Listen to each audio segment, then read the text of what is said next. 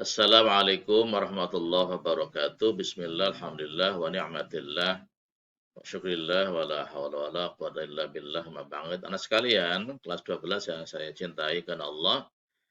Ini lanjutan tentang perkembangan istihad di masa tabi'in, di mana sebelumnya sudah kita sama-sama kaji tentang pengertian istihad, kemudian dasar hukumnya, hukum-hukumnya sampai pada perkembangan istihad di zaman Nabi sampai contoh istihad di zaman sahabat-sahabat Nabi ya. Dan sekarang kita lanjut di rekaman ini tentang perkembangan istihad di masa tabi'in ya. Di masa tabi'in itu di generasi setelah sahabat ya.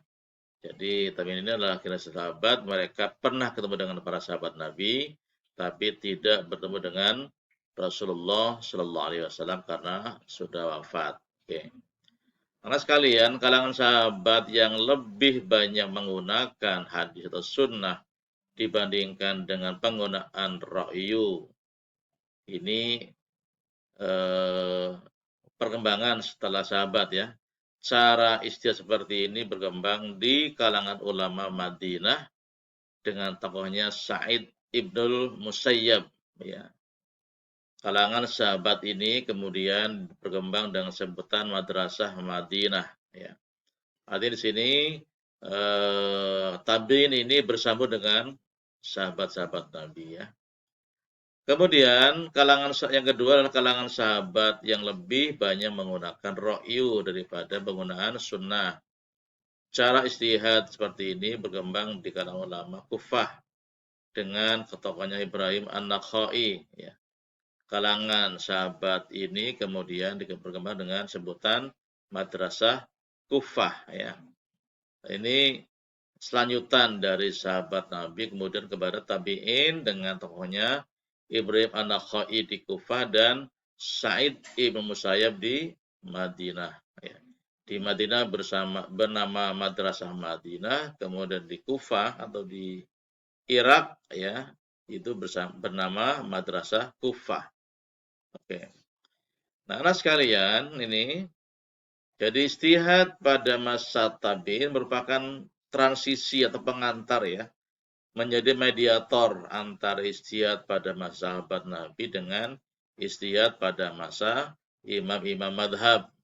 Jadi poinnya adalah istihad pada masa tabi'in, kira setelah sahabat menjadi jembatan ya, menjadi jembatan, menjadi mediator, menjadi perantara perkembangan istihad pada masa sahabat dengan istihad pada masa imam-imam madhab. Nah, ini pentingnya istihad pada masa tabi'in. Lanjut. Nah, anak sekalian, pada masa imam madhab, para mujtahid lebih menyempurnakan karya istihadnya dengan cara meletakkan dasar dan prinsip-prinsip pokok dalam beristihad yang kemudian disebut usul. Usul atau pokok atau asal ya. Langkah dan metode istihad yang mereka tempuh melahirkan kaidah-kaidah umum yang dijadikan pedoman oleh generasi berikutnya dalam mengembangkan pendapat pendahulunya. Dengan cara ini, setiap mujtahid dapat menyusun pendapatnya secara sistematis, terinci, dan operasional, yang kemudian disebut dengan istilah fiqih. Ya. Mujtahid yang mengembangkan rumusan ilmu usul dan manhaj metode tersendiri disebut dengan mujtahid mandiri atau mujtahid mutlak atau mujtahid mustaqil. Ya, jadi ada istilah mujtahid mandiri, mujtahid mutlak, mujtahid mustaqil sama nih ya. Jadi para ulama istihad yang memang benar-benar mumpuni ya. Nah, kita akan bahas lebih detail tentang ini. Nah, anak sekalian, dalam beristihad, para imam madhab langsung merujuk kepada dalil syara dan menghasilkan temuan orisinal atau yang asli, temuan orisinal, pendapat yang asli dari mereka. Karena mereka dalam istihad menggunakan ilmu usul dan metode yang berbeda, maka hasil yang mereka capai juga tidak selalu sama atau berbeda. Jalan yang ditempuh seorang mujtahid dengan menggunakan ilmu usul dan metode tertentu untuk menghasilkan suatu pendapat tentang hukum, kemudian disebut madhab. Dan tokoh mujtahidnya dinamai imam madhab. Diulang lagi, jalan yang ditempuh seorang mujtahid dengan menggunakan ilmu usul dan metode tertentu untuk menghasilkan suatu pendapat tentang hukum, kemudian disebut madhab. Dan tokoh mujtahidnya dinamai atau disebut dengan imam madhab. Oke, ya. Lanjut. Nah, pendapat tentang hukum hasil temuan imam madhab itu disampaikan kepada umat dalam bentuk fatwa untuk dipelajari, diikuti, dan diamalkan oleh orang-orang yang kemudian menjadi murid dan pengikutnya secara tetap. Ya, jadi para imam madhab. Lalu para murid dan pengikut imam itu menyebarluaskan madhab imamnya sehingga madhabnya berkembang dan bertahan dalam kurun waktu yang lama bahkan sampai sekarang dan mewarnai umat Islam di seluruh belahan bumi ini. Ya, yang real, yang jelas, misalnya kita Indonesia, kita banyak mengikuti pendapat atau madhab Imam Syafi'i, gitu ya. Kalau di Arab Saudi menggunakan madhab Imam Hambali, ya. Di Mesir misalnya kita lihat di sana adalah ada yang mengikuti Imam Syafi'i, ada yang Imam Hambali. Kalau di Malaysia Imam Syafi'i, di Brunei Imam Syafi'i. Artinya di sini imam madhab yang memang sudah menghasilkan berbagai macam hasil istihad syara' yang sifatnya amali, ini banyak diikuti oleh umat Islam sampai sekarang ini. Oke, lanjut. Nah, madhab fikih dan imamnya yang terkenal, yang pertama adalah madhab Hanafiyah.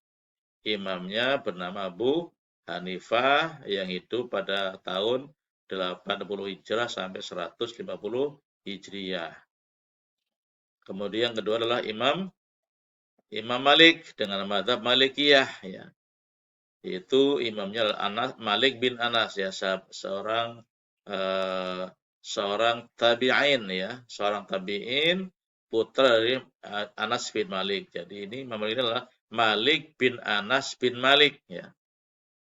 Kalau Anas bin Malik adalah sahabat Nabi. Nah, ini putranya Anas bin Malik bernama Malik bin Anas bin Malik. Ini seorang tabi'in, ya, yang mendirikan madhab Malikiyah di Madinah. Hidup pada tahun 93 Hijrah sampai 179 Hijriah. Yang ketiga adalah madhab Syafi'iyah. Imamnya adalah Muhammad bin Idris Asy-Syafi'i, ya. Atau madhab Syafi'i, ya, Syafi'iyah, ya. Imamnya bernama Muhammad bin Idris Asy-Syafi'i yang hidup pada tahun 150 Hijriah sampai 204 Hijriah. Kemudian yang keempat adalah madhab Hanabilah atau Hambali, ya. Hanabilah tahu madhab Hambali. Imamnya bernama Ahmad bin Hambal yang hidup pada tahun 164 sampai 241 Hijriah. Anak sekalian, kita perhatikan ini, ya, kita perhatikan. Nah, kalau kita lihat di sini, Imam Malik, Imam Syafi'i, Imam Hanafi ini tahunnya sedikit bersinggungan, ya, sehingga memang pernah Imam Syafi'i berguru kepada Imam Malik. Maaf, ya, Imam Syafi'i berguru kepada Imam Malik, betul, ya. Kemudian Imam Ahmad bin Hambal ini pernah berguru kepada Imam Syafi'i. Tapi kemudian setelah mereka sudah mumpuni ilmunya, kemudian masing-masing mendirikan madhab yang berbeda. Jadi ada madhab Hanafi, kemudian Maliki, kemudian Syafi'i, dan Hambali. Ini yang kemudian berkembang sampai zaman sekarang, madhab-madhab yang besar ini. Lanjut. Nah, kemudian kita bahas tentang syarat-syarat menjadi mujtahid, ya. Syarat menjadi mujtahid. Jadi tidak sembarangan kalau ingin menjadi seorang mujtahid itu ada syaratnya. Tidak semua orang bisa menjadi mujtahid, ada syarat-syaratnya. Yang pertama adalah Islam dan merdeka. Kalau bukan Islam, maka tidak boleh. Atau budak juga tidak bisa memenuhi syarat. Balik, berakal sehat, kemudian mempunyai inteligensia yang tinggi. Jadi mempunyai IQ yang tinggi. Kalau yang bodoh, ya tidak bisa. Kemudian yang ketiga mengetahui dalil nakliyah dan kehujahannya. Ya, dalil itu apa? Dalil nakliyah adalah dalil dari Al-Quran dan hadis dengan segala kehujahannya. Ya, namanya ada dalil nakliyah. Yang keempat mengetahui bahasa Arab dan berbagai disiplin ilmu yang berkaitan dengan bahasa. Ada nahwu, ada syaraf, ya nahwu, ada syaraf, ada balaghah dan lain-lain serta problematikanya, ya. Jadi sini harus benar-benar mumpuni berbahasa Arab, ya. Nggak mungkin seorang mujtahid tidak bisa bahasa Arab, gitu ya. Jadi harus memahami bahasa Arab. Yang kelima adalah mengetahui ayat-ayat dan hadis yang berhubungan dengan hukum, meskipun tidak menghafalkannya. Jadi paham ya, paham tentang ayat-ayat Al-Quran atau hadis yang berhubungan dengan hukum yang akan dikaji. Lanjut. Yang keenam, mengetahui ilmu usul fikih. Nah, harus matang nih ya, ilmu usul fikihnya. Kemudian yang ketujuh, mengetahui nasikh dan mansukh. Ya. Nasikh dan mansukh. Jadi di Quran ada ayat nasikh, ada ayat mansukh. Nasikh adalah yang menghapus, mansukh yang dihapus atau yang dikoreksi oleh ayat Al-Quran sendiri. Ya. Ini harus dipahami oleh para mujtahid. Syarat yang berikutnya, yang kedelapan adalah mengetahui permasalahan yang sudah ditetapkan melalui ijma ulama. Ya, kemudian ijtihadnya tidak bertentangan dengan ijma. Ya. Jadi ketika ijtihad ini memang harus sesuai dengan ijma para ulama. Kalau bertentangan maka tidak boleh. Ya, para mujtahid ini adalah minimal dia punya rujukan bernama kitab namanya Maratibul Ijma atau urutan-urutan ijma ya. Maratibul adalah maratib ya. Jadi urutan atau kumpulan ijma ya. Kemudian yang ke-9 mengetahui sebab turunnya ayat Al-Qur'an atau asbabun nuzul Al-Qur'an, ayat Al-Qur'an.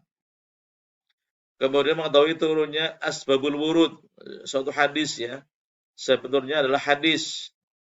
Jadi kalau Al-Quran asbabun nuzul, kalau hadis asbabul wurud ya dibedakan ya. Juga mengetahui tentang syarat-syarat hadis yang mutawatir dan hadis ahad. Ini memang benar ya apa? Cukup berat ya menjadi seorang mujtahid. Kemudian mengetahui hadis sahih, hadis dhaif dan perawinya. Ya. Hadis sahih, hadis dhaif dan para perawinya harus tahu ya. Kalau tidak tahu maka ya berarti tidak memenuhi syarat ya. Oke. Jadi anak sekalian, ini adalah syarat-syarat menjadi seorang mujtahid ya. Cukup banyak sampai ada ada 10 ya. Ada 10 syarat untuk menjadi seorang mujtahid.